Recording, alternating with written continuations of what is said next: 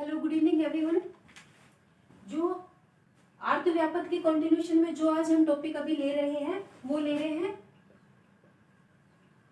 Oligomenorrhoea. ठीक है, क्या है? ओलिगोमेनोरिया। ठीक है, तो पहले ओलिगोमेनोरिया है, इसकी डेफिनेशन। ओलिगोमेनोरिया क्या होती है? मेंस्ट्रुअल ब्लीडिंग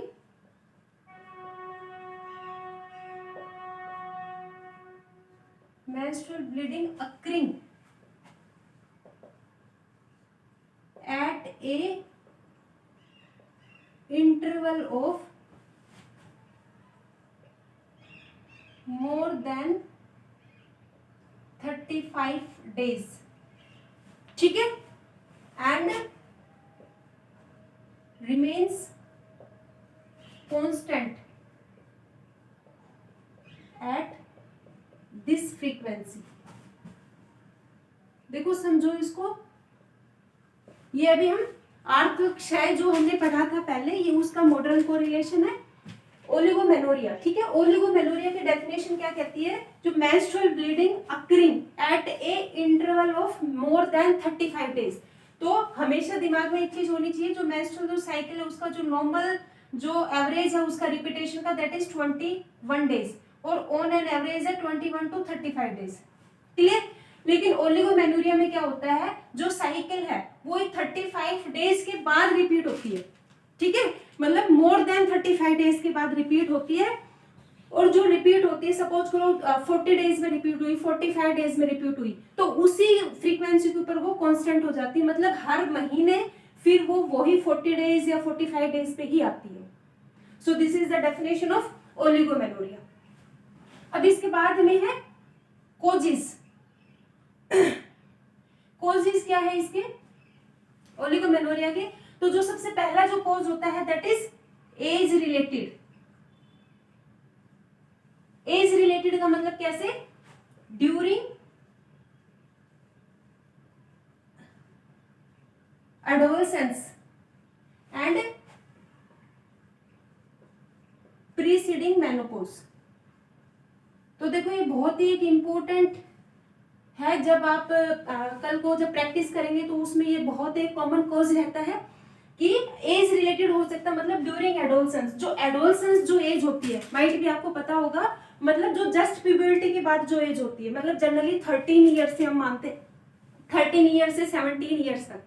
ठीक है, मतलब जो जस्ट प्यूबर्टी के बाद, मतलब जब मेंस्ट्रुएशन आपको स्टार्ट ही होता है, तो वो होती है ड्यूरिंग एडोलसेंस एज और प्रीसीडिंग मेनोपॉज। तो मेनोपॉज पता है आपको, menopause is the permanent cessation of menstruation. ये जनरली कब होता है? 45 to 55 ईयर्स, और एवरेज क्या है इसका? 50 ईयर्स। क्लियर?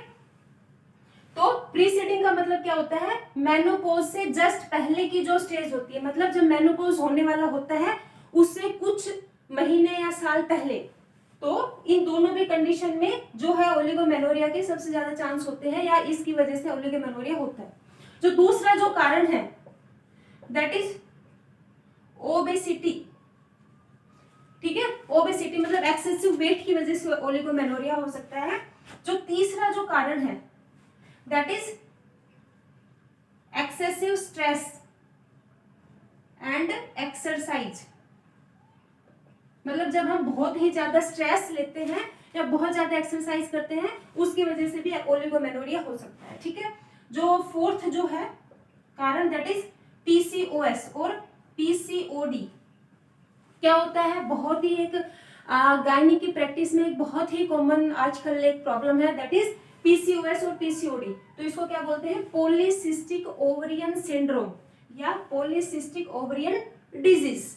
ठीक है, इसमें होता क्या है, ये फैलोपियन ट्यूब होगी, ये आपका ओवरीज है। इस ओवरी क्या होता है? पॉलीसिस्टिक, मतलब बहुत सारी छोटी छोटी सिस्ट हो जाती है, बहुत सारी चारों तरफ इसके। इसकी वजह से क्या होता है कि जो आपका जो ओवरीज है उसका साइज भी बल्क हो जाता है, मतलब बड़ा हो जाता है। और इसकी वजह से जो हार्मोन्स है वो क्या हो जाते हैं? आपके इम्बैलेंस। हार्मोन्स इम्बैलेंस हो गए। हार्मोनल इम्बैलेंस की वजह से या तो अनओव्यूलेशन हो जाता है, मतलब या तो ओव्यूलेशन होता ही नहीं है, या कैसे होता है? रिडक्शन इन ओव्यूलेशन, मतलब ओव्यूलेशन में रिडक्शन हो जाता है, तो उसकी वजह से ओलिगोमेनोरिया हो जाता है। ठीक है, जो फिफ्थ जो पॉइंट है that is ovarian tumour. Ovarian tumour में भी सेम पैथोलॉजी होती है, जैसे यहाँ पर छोटी छोटी सिस्ट होती है, ओवरियन ट्यूमर में यहाँ पे कोई ट्यूमर हो जाता है। ठीक है, तो सेम उसमें भी हार्मोनल इम्बैलेंस हो जाता है। जो सिक्स्थ जो रीजन है, जो सिक्स्थ रीजन है इसके अंदर hyperthyroidism. This is hyper not hypo. तो जो थायराइड जो हार्मोन है उसका जो लेवल है वो इंक्रीज हो जाता है, तो इसकी वजह से भी ओलिगोमेनोरिया हो जाता है। जो सेवंथ जो रीजन है बहुत ही कॉमन है, दैट इज ट्यूबरकुलर एंडोमेट्राइटिस। तो मतलब because of tuberculosis, tuberculosis infection कहाँ हो जाता है, एंडोमेट्रियम में, जो यूट्रस की जो इनर मोस्ट लेयर है उसमें ट्यूबरकुलर इन्फेक्शन की वजह से उसको क्या बोलते हैं, ट्यूबरकुलर एंडोमेट्राइटिस। तो इसकी वजह से भी क्या हो जाता है, ओलिगोमेनोरिया। ठीक है, और जो एक एट्थ जो रीजन है that is use of some medications. कुछ मेडिकेशंस यूज करने की वजह से भी ओलिगोमेनोरिया हो जाता है, दैट इज सिमेटेडिन। ठीक है, दूसरा जो है दैट इज मिथाइल डोपा। एक होता है फिनोथायाजिन।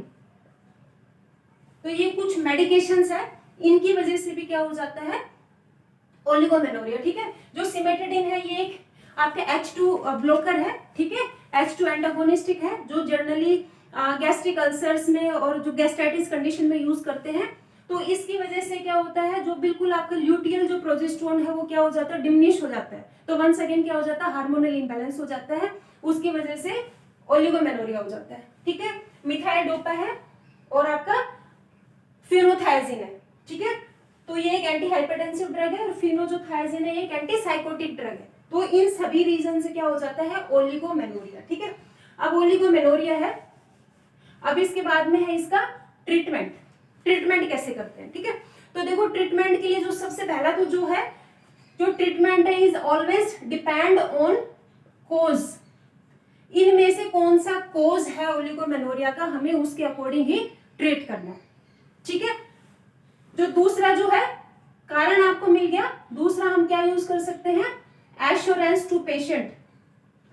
पेशेंट को थोड़ा सा एश्योर करना है। अब जैसे सपोज करो मैंने बताया कि पेशेंट को क्या है, एक्सेसिव स्ट्रेस और एक्सरसाइज है, तो ऐसी कुछ कंडीशंस आती है तो पेशेंट क्या होता है, बहुत ही ज्यादा मेंटली डिस्टर्ब हो जाता है ऐसी कंडीशंस में, और मेंटली डिस्टर्बेंस की वजह से वंस अगेन उसकी हार्मोन्स इफेक्ट होते हैं। तो ऐसी कंडीशन में पेशेंट को एश्योर करना है, उसको समझाना है कि ठीक हो जाएगी कंडीशन समथिंग। ठीक है, एश्योरेंस। और जो थर्ड जो पॉइंट है बहुत ही important, that is OCPs. OCPs क्या होता है, that is oral contraceptive pills. तो ओसीपीज क्या होती है, ये हार्मोनल बेस्ड टैबलेट्स होती है। ठीक है, जो कई तरह की आती है, जैसे कंबाइंड पिल्स भी आती है that contain estrogen and progesterone, sometimes only progesterone only pills, मतलब जिसके अंदर ओनली प्रोजेस्टेरोन होता है। तो अकॉर्डिंग टू कोज हम ओसीपीज यूज करते हैं, क्योंकि इन कंडीशंस में क्या होता है, ऑल ओवर हार्मोनल इंबैलेंस होता है, इसलिए उसके लिए हमें क्या देना पड़ता है, ओसीपीज। ठीक है, क्योंकि ये क्या होता है, प्रोजेस्टेरोन और एस्ट्रोजन बेस्ड पिल्स होती है, टैबलेट्स होती है। ठीक है, तो ये है आपका छोटा सा टॉपिक है, दैट इज ओलिगोमेनोरिया। ठीक है, थैंक यू।